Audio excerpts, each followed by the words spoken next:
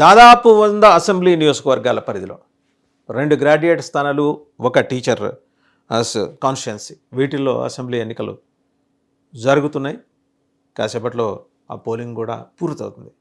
But ఇవాళ ఎవరికి tension? కూటమి ప్రతిపాదించిన అభ్యర్థులకి టెన్షనా? పీడీఎఫ్ అభ్యర్థులు రంగంలో ఉన్నారు, వాళ్ళు బలంగా, వాళ్ళు ఇంతకుముందు ఉన్నోళ్ళు ఉన్నారు, ఇప్పుడు కూడా పనిచేస్తున్నారు, వాళ్ళకి టెన్షనా?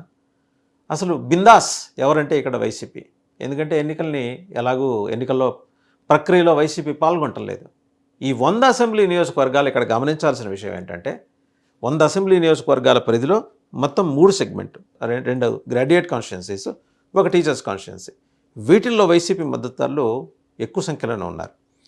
వాళ్ళ ఆలోచన సరళిలో ఏమన్నా మార్పు వచ్చుంటే, అంటే 40% మా జేబులో ఉంది, పైన దేవుడు ఉన్నాడు, పైనుంచి కింద ప్రజల ఆశీర్వాదం దక్కుతుంది అని భావించే జగన్మోహన్ రెడ్డి గారి ఆలోచనకు అనుగుణంగా ఆ 40% ఇంటాక్ట్ అలాగే ఉందనుకున్నా, లేదా అందులో ఒక 10-15% ఫ్లక్చుయేషన్స్ ఉన్నాయనుకున్నా, ఈ 25% నుంచి 30% మంది వైసీపీ అనుకూల ఓటర్లు ఇవాళ ఎవరికి ఓటు చేయబోతున్నారు అనే దాని మీద. ఒక పక్క తెలుగుదేశం ఏం ప్లాన్ చేసింది? ప్రథమ ప్రాధాన్యత ఓటుతోనే కూటమి అభ్యర్థులు గెలవాలి. ఇన్ఫ్యాక్ట్ ముఖ్యమంత్రి చంద్రబాబు గారు, అలాగే మంత్రి లోకేష్ గారు కూడా పదే సమీక్షా సమావేశాలు నిర్వహించి క్యాడర్స్ని, లీడర్స్ని అప్రమత్తం చేశారు. ఈ 3 సెగ్మెంట్లో 2 గ్రాడ్యుయేట్ సెగ్మెంట్స్, 1 టీచర్ సెగ్మెంట్. ఎట్టి పరిస్థితుల్లో ఫస్ట్ ప్రయారిటీ ఓటింగ్లోనే ఎమ్మెల్సీ స్థానాలని కూటమి అభ్యర్థులు కైవసం చేసుకోవాలి. ఇన్ఫ్యాక్ట్ జనసేనాని కూడా ఆయన నిర్వహించారు సమావేశాలు, స్ట్రిక్ట్ గైడ్లైన్స్ పాస్ చేశారు. జనసేన కార్యకర్తలు, జనసేన ఓటర్లందరూ కూడా 100కి 100% కూటమి అభ్యర్థుల గెలుపు కోసం కృషి చేయాలి. బట్ అవతల వైసీపీ కూడా ఏం తక్కువ తెల్ల.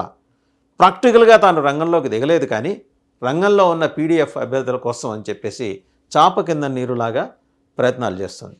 మనం ఒక్కసారి రివ్యూ చేసుకుంటే 2024లో జరిగిన ఈ గ్రాడ్యుయేట్ ఎన్నికల్లో, ప్రస్తుతం గ్రాడ్యుయేట్ ఎన్నికలు జరుగుతున్న ఉభయ గోదావరి, కృష్ణా, గుంటూరు జిల్లాల్లో 2024 ఎన్నికల్లో కూటమి క్లీన్ స్వీప్ చేసింది. బట్ ఈరోజు పరిస్థితి అంత అనుకూలంగా అయితే లేదని చెప్పేసి గ్రౌండ్ రిపోర్ట్. దీంతో కూటమి ముఖ్య నేతలు అలర్ట్ అవటం, ఎక్కడికక్కడ ఏంటంటే సమీక్షా సమావేశాలు నిర్వహించి అలర్ట్ చేసి గ్రాడ్యుయేట్స్ మనసు గెలుచుకోవటం కోసం, అలాగే టీచర్స్ సెగ్మెంట్లో పోటీ చేస్తున్న టీచర్ సెగ్మెంట్ ఒకటే ఉంది, ఎమ్మెల్సీ సెగ్మెంట్, అందులో కూడా అభ్యర్థుల గెలుపు, కూటమి అభ్యర్థుల గెలుపు కోసం. బట్ పీడీఎఫ్ ఏం చేసిందంటే టాక్ట్ఫుల్గా వైసీపీ మద్దతుదారులైన ఓటర్లని అప్రోచ్ అవడం మొదలెట్టింది. ఇన్ఫ్యాక్ట్ పీడీఎఫ్కి గ్రౌండ్ వర్క్ ఎక్కువ, ఎందుకంటే వాళ్ళు పెరిఫెరల్గా వర్క్ చేయరు, రూట్స్లోకి వెళ్ళి చేస్తారు. వాళ్ళు గెలవకపోవచ్చు, కానీ అసెంబ్లీ స్థానాల్లో సిపిఐ, సిపిఎం, లేకపోతే వాటి అనుకూల వామపక్ష భావజాలం ఉన్న పార్టీలు అసెంబ్లీ స్థానాల్లో గెలిచి ఉండకపోవచ్చు, కానీ బట్ టీచర్స్ సెగ్మెంట్కి వచ్చేప్పటికీ, గ్రాడ్యుయేట్స్ సెగ్మెంట్కి వచ్చేప్పటికీ వాళ్ళ బలాన్ని తక్కువ అంచనా వేసే పరిస్థితి లేదు. ఈరోజు పోరు ఎలా ఉందంటే కూటమి అభ్యర్థులు వర్సెస్ పీడీఎఫ్. అంటే ఈ లెక్కన ప్రోగ్రెసివ్ డెమోక్రటిక్ ఫ్రంట్ నుంచి కనుక పోటీ ఎదురైతే ప్రథమ ప్రాధాన్యత ఓటులో గెలవలేమేమో అనే అనుమానం వచ్చింది. బట్ ఎంత గెలవలేమేమో అనుకున్నా సరే అనుకూల పరిస్థితులు ఒక 70% కూటమి అభ్యర్థులకు ఉన్నాయి. గుంటూరు సెగ్మెంటే చూసుకుందాం, గుంటూరు, కృష్ణా, వెస్ట్ గోదావరి. మరి ఈ 3 జిల్లాల పరిధిలో తెలుగుదేశానికి స్పష్టమైన అనుకూల పవనాలు ఉన్నాయి. జనసేన గట్టి క్యాడర్ ఉంది. కానీ ఆలపాటి రాజేంద్ర ప్రసాద్ గారి అభ్యర్థిత్వం పట్ల భిన్నాభిప్రాయాలు వ్యక్తం అవుతున్నాయి తెలుగుదేశంలోనే. లోగడ మంగళగిరి నుంచి జరిగిన ఎన్నికల్లో లోకేష్ గారి ఓటమి వెనుక రాజేంద్ర ప్రసాద్ వర్గం పనిచేసిందని ఒక ఆరోపణ ఉంది. మరి పూర్తి స్థాయిలో ఏదో ఆయన సంతృప్తిపరచడానికి టికెట్ ఇచ్చారు, కానీ పూర్తి స్థాయిలో ఆయన గెలుపు కోసం టీడీపీ క్యాడర్స్ అన్నీ కలిసి పనిచేస్తాయా అనే సందేహాలు వస్తున్నాయి. అది అటుంచుతుంది, అది పొలిటికల్ రీజన్. ఇక వ్యక్తిగతంగా చూస్తే ఆలపాటి రాజేంద్ర ప్రసాద్ గారు ఫ్లెక్సిబుల్ అండ్ అప్రోచబుల్. ఆయన ఎవరైనా ఏ సమయంలోనైనా ఆయన కలుసుకునే వెసులుబాటు ఉంది. అందులో ఆయనకి 100కి 100% మార్కులు వేస్తారు గుంటూరు ప్రజలైతే. ఆయన మోస్ట్ రీచబుల్ లీడర్ అని చెప్పేసి ఆయనకి పేరు ఉంది. ఏ టైంలో అయినా వెళ్ళి కలవచ్చు. ఆయనకేం బేర్జాలు ఏం లేవు, ఈగోలేం లేవు. బట్ అదొక్కటే సరిపోతుందా? కూటమిలో మిగిలిన పార్టీల సభ్యులు, క్యాడర్సు, నాయకులు ఎంత మేరకు పనిచేస్తున్నారు, even these are all matters ఇక్కడ.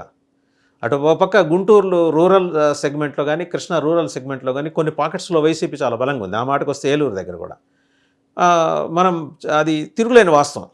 వాళ్ళని తమ వైపు మళ్లించుకోవటం కోసం అని చెప్పేసి పీడీఎఫ్ మ్యాక్సిమం ప్రయత్నాలు చేసింది. పీడీఎఫ్ అభ్యర్థిగా రంగంలోకి నిలబడిన ఆ, ఆయన ఎమ్మెల్సీ లక్ష్మణరావు గారు, ఆల్రెడీ సిట్టింగ్ ఎమ్మెల్సీ ఆయన లక్ష్మణరావు గారు, ఆయనకి మంచి కాంటాక్ట్స్ ఉన్నాయి, నెట్వర్క్ ఉంది.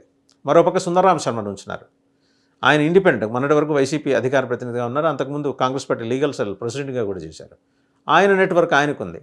ఒకవేళ వీళ్ళు ఓట్లు చీలిస్తే అదేమన్నా కూటమి అభ్యర్థి గెలుపు మీద ఎఫెక్ట్ చూపిస్తుందేమో అనే అనుమానం అయితే జనాలకు ఉంది. సో రాజేంద్ర ప్రసాద్ గారి వరి కూడా అదే. అందువల్ల ఆయన మ్యాక్సిమం పాసిఫై చేసుకుంటానికి, పరిస్థితులను తనకు అనుకూలంగా మలుచుకుంటానికి వాళ్ళని సమావేశాలు నిర్వహించారు. కూటమి నాయకులు అందరితో కలిసి తిరిగారు, ప్రత్యేకించి బీజేపీ వాళ్ళని కలుపుకున్నారు, అలాగే జనసేన నాయకుల్ని కలుపుకున్నారు. బట్ 100 సెగ్మెంట్స్, ఈ మూడు ఎమ్మెల్సీ స్థానాలు, 2 గ్రాడ్యుయేట్ స్థానాలు, ఒక టీచర్స్ సెగ్మెంట్ కలుపుకుంటే వీటి పరిధి చాలా పెద్దది. 100 అసెంబ్లీ నియోజకవర్గాల్లో ఉంది. ఈ 100 అసెంబ్లీ నియోజకవర్గాల్లో గనక చూస్తే మొత్తంగా 40 to 45% వైసీపీకి అనుకూలమైన వాతావరణం ఉంది. కానీ వాళ్ళ అభ్యర్థులు లేరు. లేనప్పుడు ఆ ఓటు ఎక్కడికి ట్రాన్స్ఫర్ అవుతుంది అంటే అందరూ చెప్పేది ఏంటంటే ఎలాగూ పీడీఎఫ్ వాళ్ళు గెలవరు కదా, టీడీపీకి వేసేద్దాంలే అనే ధోరణిలో వెళ్తున్నారు. కానీ పీడీఎఫ్ చేసిన గ్రౌండ్ వర్క్, అలాగే వైసీపీ అంతర్గతంగా ఇచ్చిన ఆదేశాలు, కీలకమైన క్యాడర్స్కి ఇచ్చిన ఆదేశాల ప్రకారం ఆ ఓట్లు పీడీఎఫ్కి పడబోతున్నాయని చెప్పేసి ఒక సంకేతం. సరే, ఒకవేళ అదే జరిగితే టఫ్ ఫైట్. సరే, స్వతంత్రులు ఎంతమంది ఉన్నారు? గుంటూరులో చూస్తే వీళ్ళిద్దరూ కూటమి క్యాండిడేటు ఆలపాటి రాజేంద్రప్రసాద్, పీడీఎఫ్ నుంచి లక్ష్మణరావు గారు చూస్తే స్వతంత్రుల్లో ఇంకో 25 మంది, అందులో సుందరరామ శర్మ గారు ప్రముఖంగా ఆయన పేరు వినిపిస్తుంది. స్వతంత్రులు ఎంతో కొంత చీల్చుకుంటారు. సో మెజారిటీ తగ్గినా సరే గెలుపు మాదే అన్న ఒక బింకం కూటమి నేతల్లో కనిపిస్తున్నప్పటికీ ఇదేమీ కేక్ వాక్ కాదు, అంత ఈజీగా దీన్ని హ్యాండిల్ చేయలేము ఎన్నికననేది అర్థమవుతుంది. రెండోది, జస్ట్ 9 months అయింది ఈ ప్రభుత్వం ఏర్పడి. ప్రజల్లో ఉన్న వ్యతిరేకత ఈ ఎన్నికల ఫలితాల ద్వారా ఏమన్నా వ్యక్తమైతే రాబోయే రోజుల్లో కూటమి సర్కార్ మీద దీని ఇంపాక్ట్ ఎలా పడుతుంది, అడ్వర్స్ ఇంపాక్ట్ పడుతుందా, ఒకవేళ అలా అడ్వర్స్ ఇంపాక్ట్ కనుక ఉంటే ఎలా అడ్రస్ చేయాలి అనేది కనుక ఆలోచన చేస్తే ఇప్పుడు కూటమికి కొంచెం గొంతులో పచ్చి వెలక్కాయ. ఎందుకంటే ఇచ్చిన 6 హామీలకు గాను 2 నిక్కరంగా నిక్కచ్చిగా అమలవుతున్నాయి. మిగిలిన 4 ఫేజుల మేనలో చేస్తామంటున్నారు, చేస్తూ ఉండుండొచ్చు కాక. బట్ బయటపడుతున్న అవినీతి కుంభకోణాలు, ఇసుక, అలాగే లిక్కరు, మైనింగు, వైసీపీలో ఏం జరిగిందో యథాతథంగా ప్రత్యేకించి 100 నుంచి 150 సెగ్మెంట్లో ఇప్పుడు కూటమి అభ్యర్థులు గెలిచిన చోట, తెలుగుదేశం కావచ్చు, బీజేపీ కావచ్చు, మెజారిటీ తెలుగుదేశం ఉంటుంది, జనసేన కావచ్చు, ఇక్కడ జరుగుతున్న అక్రమ మైనింగు, ఇసుక, అలాగే ఇంకొకటి విద్యాపరంగా జరుగుతున్న కుంభకోణాలు, ఇవన్నీ కనుక ఇంపాక్ట్ చూపిస్తే, ఒక మరి అడ్వర్స్ ఇంపాక్ట్ కనుక చూపిస్తే కూటమి అభ్యర్థుల గెలుపు కొంత అయోమయంలో పడే ప్రమాదం ఉంది. సో చాలా ప్రెస్టీజియస్గా తీసుకున్నారు కూటమి పార్టీలు, ప్రత్యేకించి ముఖ్యమంత్రి చంద్రబాబు నాయుడు గారు అయితే చాలా ప్రెస్టీజియస్గా తీసుకున్నారు. ఆయన టైమింగ్ కానీ అలాగే ఆయన చతురత కానీ ఇక్కడ ఖచ్చితంగా పనిచేస్తుంది. ఎందుకంటే ఆయనకున్న అనుభవం ముందర ఎలా గెలవాలి మ్యాచ్ అనే విషయంలో ఆయనకి నిర్దిష్టంగా కొన్ని స్పెసిఫిక్గా కొంత ఐడియాలజీ ఉంది. దాని ప్రకారం కనుక నడిస్తే కూటమి అభ్యర్థులే విజయం. బట్ ఏమైనా తేడాపాడా జరిగితే వైసీపీ ప్లే చేసిన గేమ్ కారణంగా పీడీఎఫ్కి విజయం దక్కినా దక్కవచ్చు అనేది పరిశీలకుల అభిప్రాయం.